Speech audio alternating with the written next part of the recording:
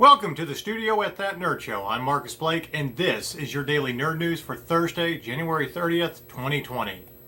We turn our attention to TV and streaming news. And our top story of the day, Disney Plus unveils new unscripted slate, including a revival of The Quest. That's right, they have a bunch of new unscripted series coming their way, and we're going to tell you all about it.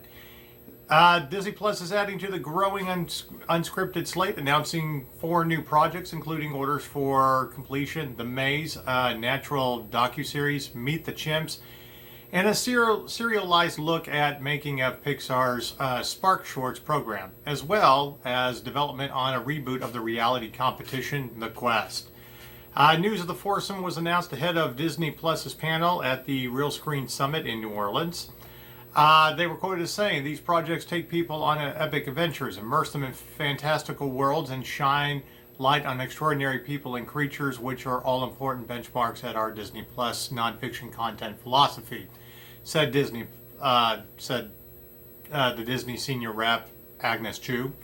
"We are thrilled that we get to bring the groundbreaking The Quest back to life, and can't wait for people to discover The Maze, our special subjects in Meet the Chimps, and the innovation and wonder of making Pixar's Spark Shorts.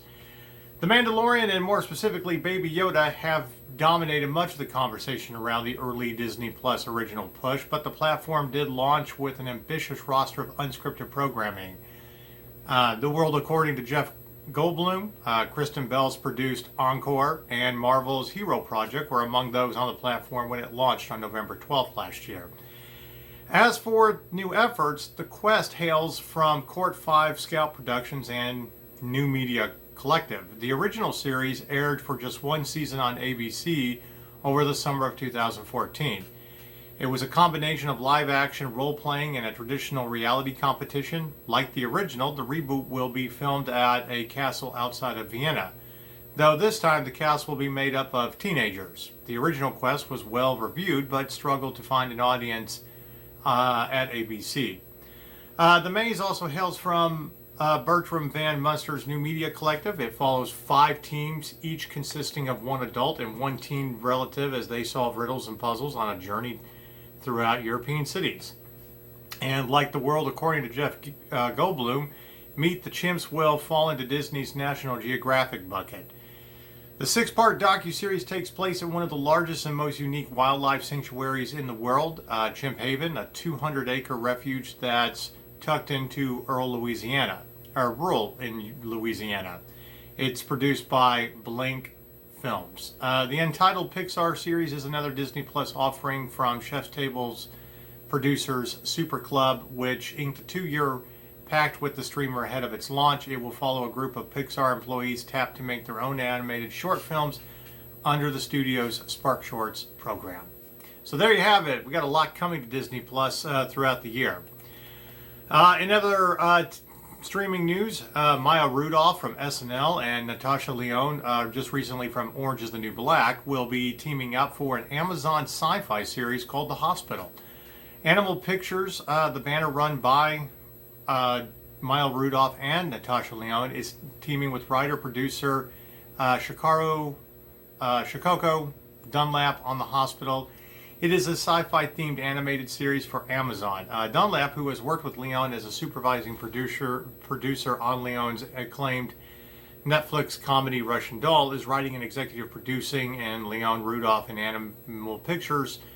Danielle Renfro Behrens, the Queen of Versailles, will also executive produce. The Hospital is described as being darkly comedic in tone and follows Sleech and Clack, 2 brilliant female alien doctors who specialize in a rare sci-fi illness. When Sleech defies protocol, she contracts a disease from another dimension, and our heroes must find a cure before the universe is destroyed. The Hospital marks the first project under Animal's first look deal with Amazon. All right. It sounds very interesting. We are definitely going to check it out here at That Nerd Show and let you know what we think. Cannot wait to see it. Another streaming in TV news, Taylor Kitsch from Friday Night Lights and Michael C. Hall of Dexter fame have a thriller called Shadowplay, and it will be premiering at the Monte-Carlo Television Festival. Shadowplay is the gritty, dramatic thriller series from the Bridge co-creator Mons Marland. It will get its premiere at that festival in June. The Shadowplay cast, including Taylor Kitsch and Michael C. Hall, and creators will attend the screening for the first 2 episodes on June 19th, while the premiere will be followed by a red carpet opening ceremony. So if you're going to the festival, especially press, you might have a chance to be able to interview Michael C. Hall and Taylor Kitsch. Anyway, the show is produced by Studio Canal's Tandem Productions and Braun Studios in co-production with ZDF. Marland conceived Shadowplay as a 16-episode series told in 2 chapters. The initial 8 episodes shot last year in Prague, while the second half will go into production in 2020. The character-driven thriller centers on the story of Max McLaughlin, played by Taylor Kitsch, an American cop who arrives in Berlin in the summer of 1946 to help create a police force in the chaotic aftermath of the war. His mission is to take down Engelmacher, Glado, the Capone of the post-war Berlin, and find his missing brother who is killing ex-Nazis in hiding. Marland said to be able to premiere this passion project of mine together with members of our incredible cast and the producing partners, Tandem and Braun, in this beautiful and prestigious setting is like a dream come true. But it looks like we get a period thriller piece with Shadowplay, and that's another series we will definitely check out when it's available on mainstream TV or streaming services. All right. Coming to TV is another story based off a Dan Brown book. Recently, we've had 3 Dan Brown books adapted for the big screen, from the Da Vinci Code, Angels and Demons, and Inferno. But anyway, it looks like NBC has gotten a pilot order for one of his books, The Lost Symbol. NBC has given a formal pilot order to Langdon, a drama based on Dan Brown's best-selling thriller novel, The Lost Symbol, as the network is wrapping up its pilot pickups. The project from Imagine Television, CBS TV Studios, and Universal Television has been on track for a pilot order for a while, having scored a big production commitment from NBC last summer. The pilot has been greenlit, was given to script by The Crossing creators Dan Dworkin and Jay Beattie. Originally, Dan Cerrone had been attached to write and adapt and pen a draft before departing the project during the development process last year. Anyway, it looks like the next project that's based off a Dan Brown book, The Lost Symbol, will be going to television. So chances of Tom Hanks reprising the role of Robert Langdon, the esteemed professor from Harvard, who solves historical mysteries, they will probably end up recasting the role for television. Although it would be very interesting if we did get to see Tom Hanks back on television in that role. So there you have it. A Dan Brown book is being adapted for television, and that's something else that we will definitely check out once it finally premieres on NBC. Now we turn our attention to movie news. There's not much going on in movie news today, but Ron Howard is been set by Paramount to direct The Fixer, Plot to Kill Fidel Castro. They have given Ron Howard the task of directing this movie called The Fixer, based on the plot to kill Fidel Castro. The script tells the true story of the disgraced FBI agent who, at the height of the Cold War, is tapped by the CIA to lead a ragtag team of CIA operatives and Chicago mobsters on an unlikely mission to try to assassinate Fidel Castro. The pick is introduced by Imagine's Brian Glazer, joint efforts Bradley Cooper and Todd Phillips and Andrew Payne. Howard most recently wrapped an adaptation of the J.D. Vance novel Hillbilly Elegy for Netflix, starring Amy Adams, Haley Bennett, Glenn Close, Frida Pinto, and Gabrielle Basso. But again, we're going to get, looks like the next movie for Ron Howard will be titled The Fixer, based on the plot to kill Fidel Castro, another thrilling period piece, which is another movie we will definitely check out. That is pretty much what's going on in TV and movie news today. So now we turn our attention to gaming news. We actually have quite a few more items in the world of gaming than we normally do. So the first thing we'd like to announce is that the Outer Worlds game is coming to the Nintendo Switch in March. We knew it was coming to the Switch sometime in the spring, but now we have an official release date. So for you Switch fans, it will be available on March 6th.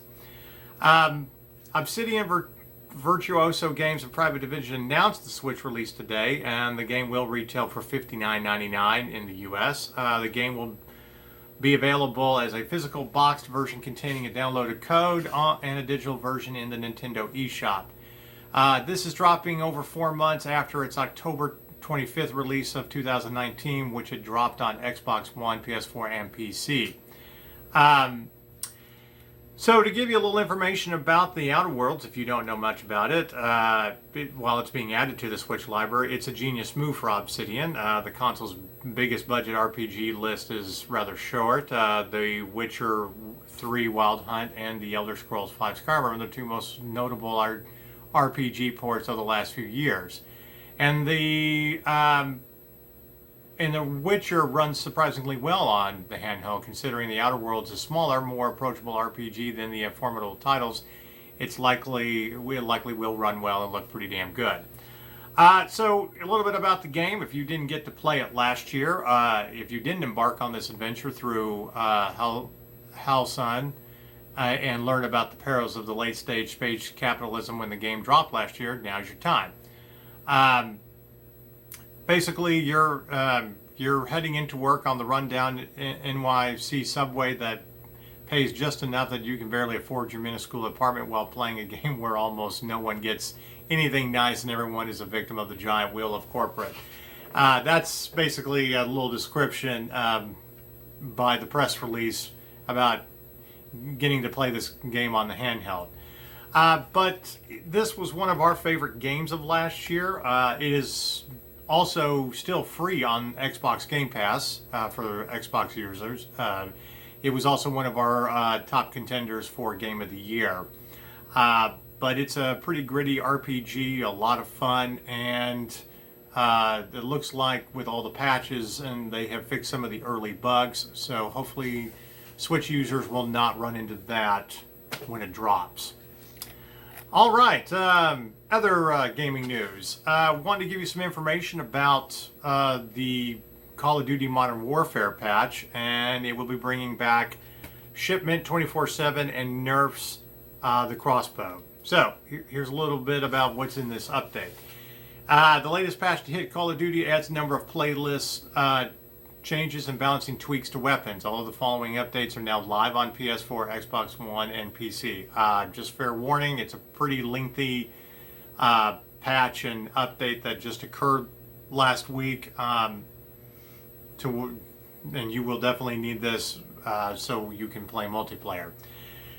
But anyway, Gunfight Custom is a new mode in the rotating playlist that lets players use custom classes. Meanwhile, Shipment is the new 24/7 map after Shoot Out the Ship. So now you can experience the chaos of the distressingly close quarters Shipment map back to back in different game modes. Elsewhere in the playlist update, the new deathmatch domination mode has been added. Winter Docks has been removed and Capture the Flag has been moved over to the quick play filter. Infinity Ward is who made the game, is still making tweaks to different weapons for balancing, and here are the latest straight from the complete patch notes. P5 reduced headshot multiplayer, small reduction to 10 millimeter range. The M4, it's a small damage decrease to reduce headshot effectiveness, small range decrease. The M13 range increase, small reduction to horizontal recoil, small damage increase to boost headshot effectiveness. Crossbow, players are able to shoot an enemy, support helo with the 3 thermite bolts. This has just been adjusted, 5 to take down a VTOL and 6 to take down a support helo and chopper gunner.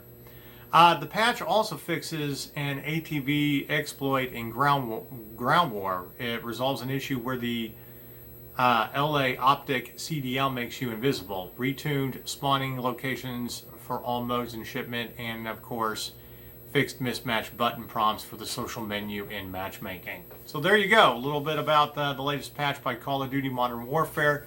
Should make things easier. But as we're playing, we'll definitely let you know what we think of all this. And of course, we've got some exciting news about the indie game Dead Cells. Dead Cells is getting its first paid DSL pack next month. The excellent and atrociously difficult Dead Cells is getting its first paid expansion, The Bad Seed, on February 11th. That's the official date. You can check out the gameplay revealed trailer on YouTube, but Dead Cells, The Bad Seed, is made up of 2 new early game biomes, which are described in the official Steam description. Explore a relaxing arboretum, wade through a noxious swamp, and take on the new boss in this new early game content designed to expand the Dead Cells universe and add variety to runs for people who want to support the development of the game. They were quoted as saying, "I never thought I'd see the world relaxing," used to describe Dead Cells. But there you have it in the press release. But anyway, the new level adds variety to subsequent runs as alternatives to the Courtyard Toxic Sewers and the Ramparts Ancient Sewers. On top of the new environments and enemies, the expansion adds a variety of new weapons, including a rather formidable looking two-handed scythe. But anyway, Dead Cells is just one of the indie Switch games that makes Nintendo's portable hybrid an indie lover's dream. So for fans of this game, look for the new DSC on February 11th. That is what's happening in the world of movies, TV, and gaming. So now we turn our attention to the question of the day. And this does have to do with a little bit of news that dropped today about Paul Reubens of Pee Wee Herman fame. So the question is, do we really need any more Pee Wee Herman? Do we need anything to ever come out from Paul Reubens regarding Pee Wee Herman? But that question really stems from the fact that he is quietly trying to shop around some new projects, one of them called Dark, regarding Pee Wee Herman. And this was announced as he is embarking on a 20-city tour for the 35th anniversary of the release of Pee Wee Herman in theaters. But if you remember correctly, this for those that, especially for those who weren't alive, Pee Wee Herman was a childlike man who had fun and had his super duper red bicycle. And it was a very, very popular kid show during the 80s and almost became as popular as Mr. Rogers. It spawned 2 movies. The first one being Pee Wee's Big Adventure, which was very popular, and about Pee Wee Herman embarking on a road trip to reclaim his beloved red bike. But Paul Reubens kind of went downhill in regards to his character when he was caught in a movie theater masturbating about 29 years ago, and you can't really do that when you do a kid show. So the 67-year-old actor is, while he's promoting the 35th anniversary of this movie, is trying to have a new project regarding Pee Wee Herman. And while there was a short-lived stage kind of production and, of course, a Pee Wee Herman radio show, basically a podcast, I think it's fair to ask the question, do we really need any more Pee Wee Herman, or should it stay in the past? Is he even as relevant in this day and age? Because we're basically talking about an old guy playing a childlike human, catering to children. And in an oversensitive, politically correct world, are we going to be able to relate to Pee Wee Herman the same way we did back in the 80s when everybody seemed to be, way too innocent for their own good? He was fun back then, and I certainly enjoyed the movies. But my personal opinion, a 67-year-old man playing a childlike character in this day and age just seems kind of creepy. It kind of goes up there with boy bands getting back and doing a reunion tour 25 years later singing the same old creepy music that they had as a boy band. But, it's worthy of discussion. I know there's, fans of my generation, that are like me, late 30s, early 40s, who grew up with Pee Wee Herman. It was fun back then. But can you do it again? Can you have, despite the nostalgia, can you bring a character like that back and have it relate to the current state of things in our world? And I don't think you can. I think Pee Wee Herman's a very 80s, very 80s form of media. You'll never be able to do it again. Okay? So, I love Paul Reubens, and he's had some great roles in movies over the years, from playing, the father of the Penguin in Batman Returns, and he was great in Blow with Johnny Depp 20 years ago. He pops up in movies here and there, and especially I love him as the Spleen in Mystery Men. But I think it's time to let this character die and just remember it as something great from the 80s. You might be able to introduce it to your children, for people our age, but I don't know if it would, honestly, I just don't see it relating to a current generation. Unless it's parents introducing their kids to something that they loved in the 80s. It's not like the Goonies, which transcends decades and we can still relate to, and people still love the soundtrack, 35 years later. So, good luck to Paul Reubens, but again, we have to ask that question. Do we really need Pee Wee Herman anymore? So, we'd love to hear from you. You can tweet us out at That Nerd Show on Twitter and discuss with us on social media. I'm Marcus Blake, and this has been your Daily Nerd News. Until the next time, goodbye.